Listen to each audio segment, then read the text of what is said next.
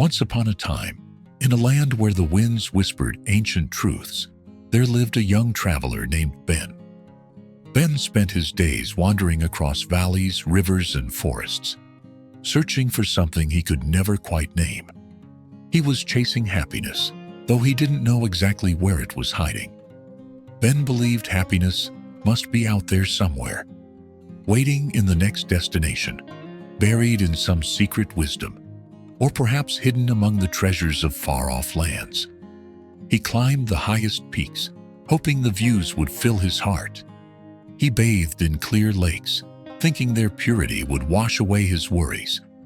But each time, happiness slipped through his fingers, like sand carried by the wind. One day, after years of restless wandering, Ben stumbled upon a small, serene garden. At its center was an elderly gardener, tending to his flowers with a peaceful hum. "What is your secret? How can you seem so happy in this simple place, while I've searched the world and still feel empty?" Ben asked, his voice filled with curiosity. You think happiness is something to find, do you?" the gardener said with a playful chuckle. "Sit with me, traveler. Let me tell you a story." The gardener pointed to the blooming flowers around him. These flowers didn't appear overnight. Each began as a humble seed. Day by day, I gave them water, sunlight, and care, even when the weather was harsh, even when they seemed slow to grow.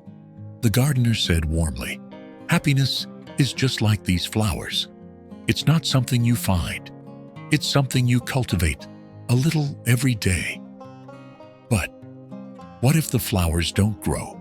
Ben asked softly. "Not every day will feel perfect. Some days are cloudy, and some seeds take longer to sprout," the gardener said gently. "But happiness isn't in chasing perfect moments. It's in the tending, the trying, the noticing of the small things along the way." In that moment, something shifted inside Ben. He realized happiness wasn't waiting for him in some distant place. It had been with him all along, hidden in quiet moments he had overlooked. The laughter shared with strangers, the warmth of the sun on his back, the way the stars greeted him at night. These were the seeds of happiness, patiently waiting for him to tend them.